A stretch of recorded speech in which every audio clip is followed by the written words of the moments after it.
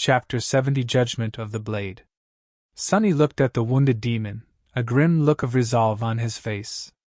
At this point, there was no reason to argue. They had no other choice but to face the guardian of the island themselves. Sunny's bag of tricks was all empty anyway. In the end, their fates were still going to be decided by sharp blades. Someone was going to get killed, and someone was going to be the killer. How are we going to deal with his armor? Nephi swayed the sword in her hand and glanced down. I will break through the armor. Can you create an opening? Sunny nodded, not wasting time on unnecessary questions. If Changing Star was certain of her ability to cut through the demon's carapace, he had no reason to doubt it. Creating an opening, that was not going to be easy. Even though the monster had suffered terrible injuries, he was still a force to be reckoned with. His size alone was going to pose difficulties. They would have to bring the behemoth down to his knees before even thinking of carrying out any sort of an effective attack. And he was not just going to stand still under their assault, either. But what else was there to do? While Nephi was tying the golden rope to the branch, Sunny walked over to Cassie and lightly squeezed her shoulder. She tried to force a smile. I take it that the carapace demon is still alive? Despite the heavy, cold, dark feeling gripping his heart, Sunny tried to make his voice sound relaxed and carefree. Yeah, but just barely. Don't worry too much. This whole thing will be over in no time. One way or another, he added inwardly. Cassie's smile weakened. She was clearly not convinced by his clumsy attempt to reassure her. Sunny hesitated. Hey! Have you ever eaten demon meat? The blind girl was clearly surprised by his question. What? No. Sunny grinned. How about a demon steak? I'm an excellent cook, I'll have you know. I think. Neff had sort of monopolized the preparation of food, so I had no chance to put all the knowledge from the wilderness survival course to practice. Teacher Julius had indeed spent a lot of time teaching him how to cook all kinds of seemingly inedible things, as well as meats of all sorts of nightmare creatures, in preparation for his journey into the dream realm. Here, hunger was as much of an enemy as the fiercest of monsters. As soon as we get our hands on some demon meat, I'll make you a steak. It'll be the most delicious demon steak you had ever eaten. I promise. Finally, a real smile appeared on Cassie's face. She gave him a courteous nod. All right. That's a promise then. Meanwhile, Nephi was done with the rope. She threw it down without hesitation and glanced at him. Are you ready? Sunny sighed and closed his eyes for a second, feeling the strength of his body being enhanced by the shadow. Yes. Let's do this.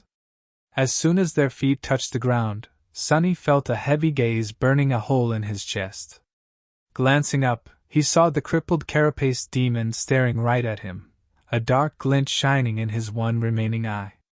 The other one was gone, leaving only a bleeding black gap behind.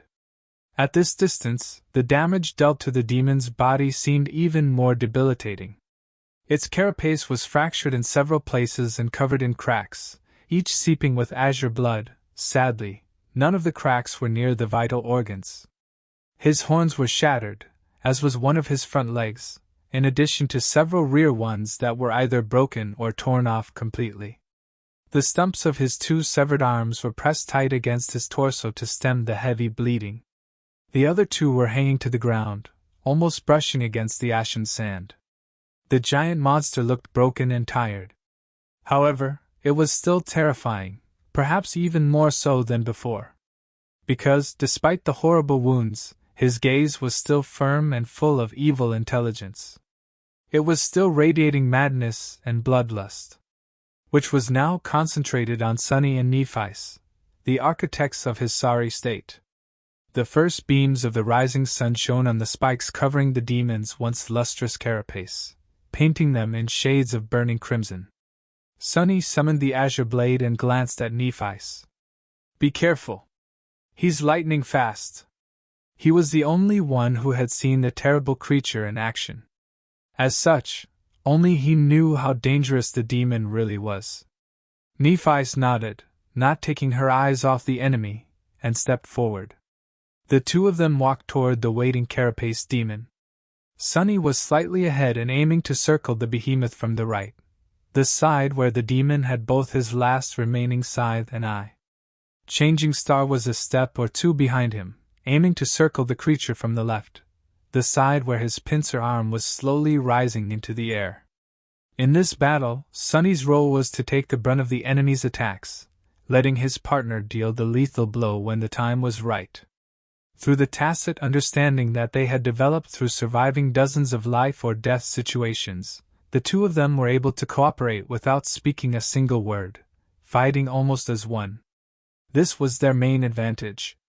As they were closing in, Sunny felt a slight shift in the demon's posture.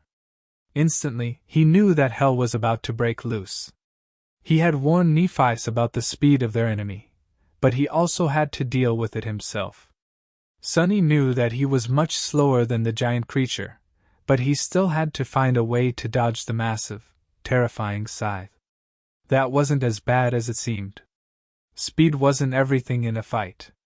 Take, for example, Changing Star's training fight against the proud scion of the Hanley clan. Castor possessed an aspect ability that made him 10 times faster than the silver-haired girl, at least. However, in the end, he only won by a hair's breadth. Nephi had almost smashed his face with an unexpected elbow strike. She had been able to catch Castor unaware not because of her fast reaction.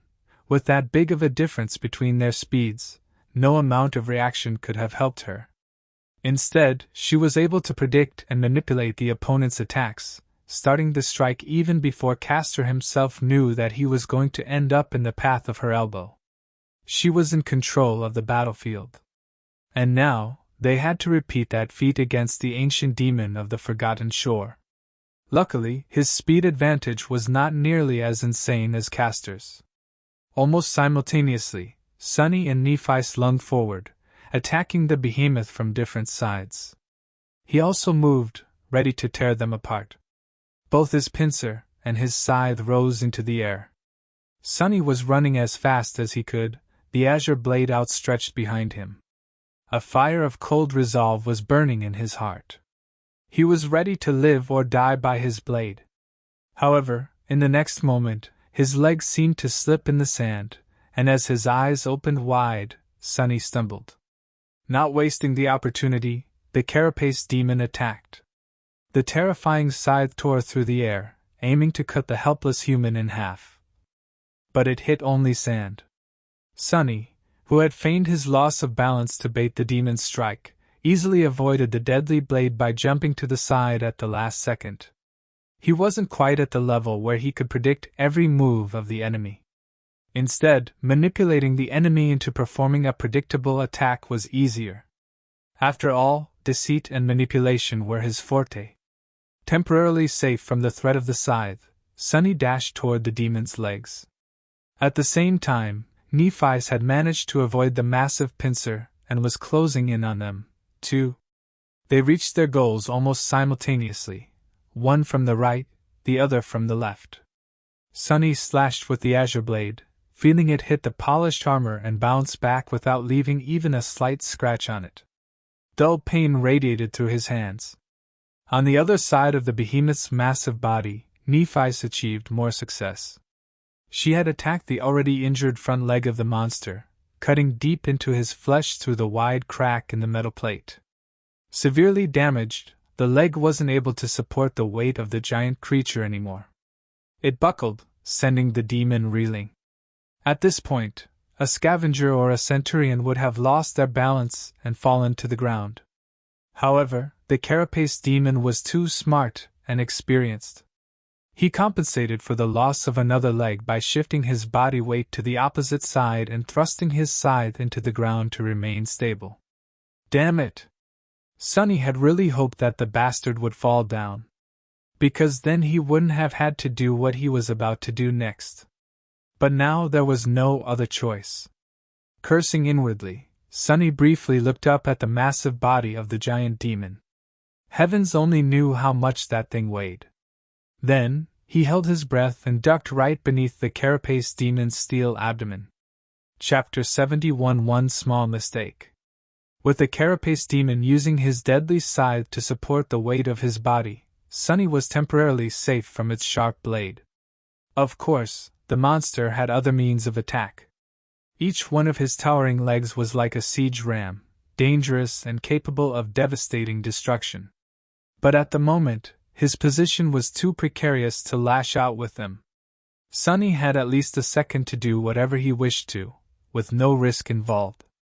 The only thing he had to avoid was going directly under the behemoth, thus putting himself in danger of being crushed to death by the demon's giant body. Coincidentally, that was exactly what he had to do. Crap, crap, crap. Glancing up at the massive armored creature, Sunny cursed and dashed forward. A moment later, he dove underneath the carapace demon, feeling the thick shadows swallow him whole. Instantly, Sunny was covered in cold sweat. There was nothing but polished metal and murderous intent above him now. All the monster had to do to turn the tiny human into a puddle of blood was to rest his body on the sand. Under the crushing weight, Sunny's organs would burst and his bones would turn to dust. There wouldn't be anything solid left of him at all, only a thin layer of bloody goo smeared across the ground. Not the best situation to find yourself in. With his nerves on the verge of melting, Sunny brandished his sword and rushed forward. His eyes were glued to the joints of Carapace Demon's legs.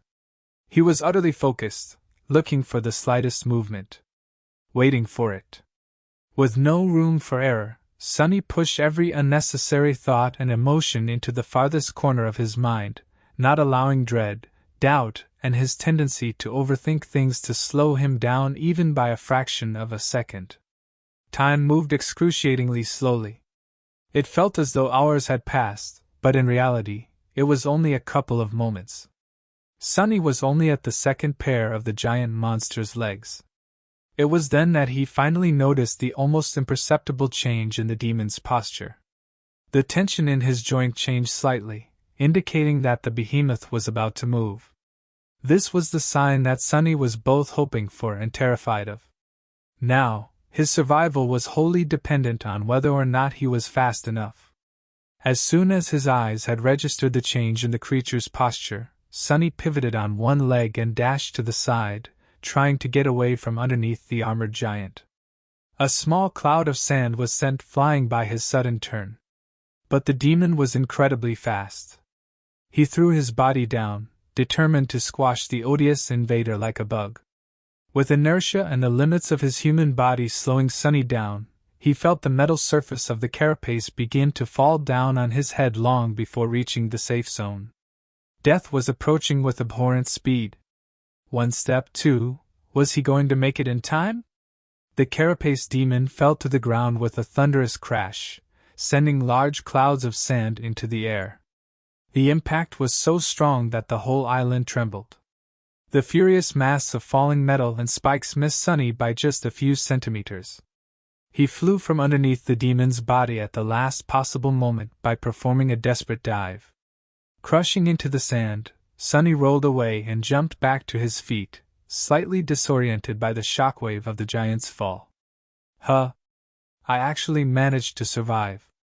Sometimes, life was full of surprises. But all jokes aside, he was not really astonished. His actions, while potentially fatal, had been deliberate and calculated. He was not in the habit of putting his life at risk without being sure that there would be at least a moderate chance of making it out alive. His actions were also always purposeful and pursued a specific goal. In this case, it was to bring the carapace demon down. Only by forcing the giant creature down to the ground, in reach of their blades, could they hope to kill it. In that sense, this dangerous gamble ended in resounding success. The bastard was now lying on his abdomen, his carapace and humanoid torso, where all the vital organs were situated, well in the changing star's attack range. Now Sunny just had to create an opening for her to deal the fatal blow, although he still had no idea about how she was planning to bypass the impenetrable barrier of the demon's armor. However, Creating that opening was not going to be a trivial task. Despite the fact that the monster's mobility was now severely reduced, the distance between him and the two sleepers was also much smaller, which made dodging his attacks that much harder. Sonny was about to experience that hardship for himself. He was barely back on his feet when the terrifying scythe flashed through the air, threatening to slice his body in half. Sonny had no idea how Nephi's was doing on the other side of the creature's enormous body against the pincer, but dealing with the scythe was almost beyond his abilities. The burning eye of the demon that followed his every move was not helping the situation at all. With very little time to react, Sonny did the only thing he could think of. He jumped as high as he could and pulled his legs up to his chest, performing a very awkward forward somersault.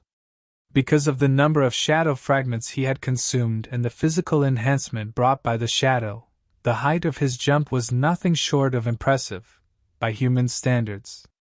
The scythe's blade whistled beneath Sonny, so close that he could feel the wind brushing against his face. Landing on the ground, he dashed forward. Sonny knew that the scythe would come back, but he had a second or two to change his position, getting in front of the behemoth. He had to make the giant creature forget about Nephi's completely, and concentrate fully on dealing with him, and him alone. To do that, he had to get in range of both the scythe and the pincer. What a lovely task! Feeling that his time was running out, Sonny spun around and raised the azure blade.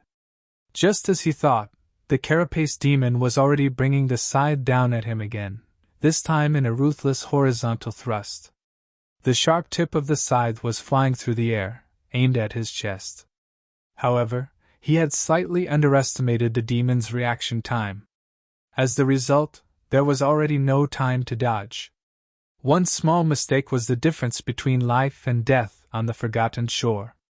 The scene of their first fight against the carapace centurion flashed in Sonny's mind. The situation was eerily similar to this one, with the inescapable doom approaching him at the speed of lightning, too swift and close to be avoided.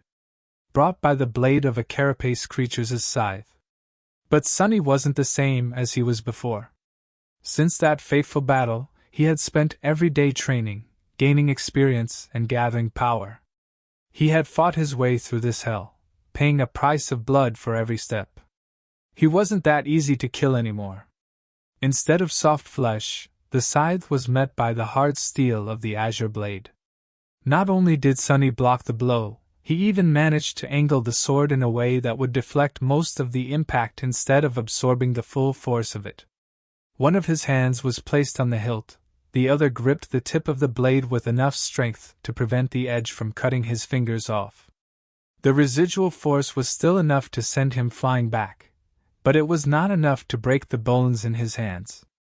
Not with the shadow enhancing the resilience of his body. The azure blade, however, was not as lucky. With a sorrowful ring, the blade shattered, breaking off near the crossguard. Beautiful shards of blue steel fell to the ground.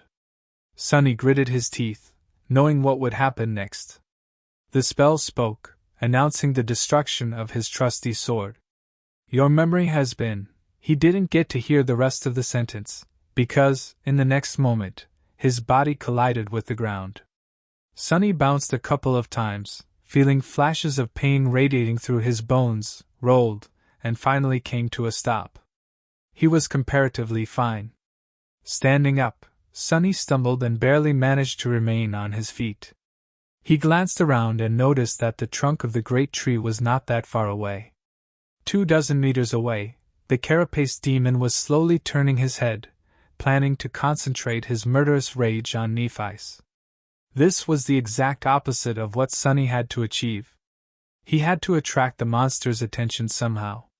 But what could he do? As the remains of the azure blade began to shine with soft light in his hand, ready to disintegrate into a rain of sparks, Sonny raised his hand and threw the broken sword with as much force as he could gather.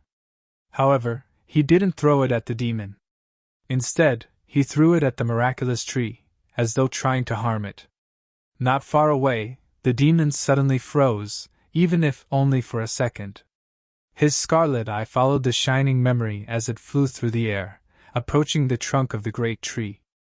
Then the broken sword fell apart, turning into a shower of white sparks, which then disappeared without a trace. None of them even touched the obsidian bark. However, the azure blade had already fulfilled its purpose. It distracted the giant for a few precious moments. For a changing star, that was more than enough. Chapter 72 Demon Slayers. As soon as the carapace demon froze, distracted by the feigned threat to the great tree, Nephi's lunged forward. There was no hesitation, no doubt, not even the slightest pause between the moment her enemy had lowered his defenses and her reckless attack. Just like Sunny had been utterly focused on observing the monster's movements before, she had been watching and waiting for this exact moment since the beginning of the battle. Changing Star knew that, when the opportunity presents itself, it will only last for a second. Even that single second almost cost Sunny his life. Nephis wasn't going to waste it. Her graceful figure flew through the air like an arrow released from a powerful bow, almost leaving afterimages behind. The silver blade of her long sword glimmered, reflecting the light of dawn. The black and white armor seemed to turn into a blur. She was going all in, rushing at the enemy without leaving herself even the slightest chance to retreat. Things were happening too fast for Sunny to form a coherent thought. He could only watch, time slowing down to a crawl, a storm of emotions raging in his mind. The demon reacted almost immediately, recognizing the threat. But almost didn't count on a battlefield. A moment of distraction was all it took to lose everything. That one mistake, no matter how small, had been enough to seal his fate. If Nephis was really capable of breaking through the creature's indestructible carapace, that is. Otherwise it was all for nothing, and they would be the ones dying, instead. The fearsome giant moved his scythe, trying to slice her apart. The pincer flashed from the other side, threatening to crush her body into pulp. But he was a fraction of a second too late. Changing Star was just a tiny bit faster. As she ran, something changed about the cadence of her steps. Sunny couldn't see her face behind the visor of her helmet, but if he could, he would see a grimace of agony contorting Neff's pale face. In the next moment, a soft white radiance ignited beneath the skin of her hands. However, this time, it didn't stay there. Instead, the white flame flowed outward, into the hilt of the silver sword, and then into its blade.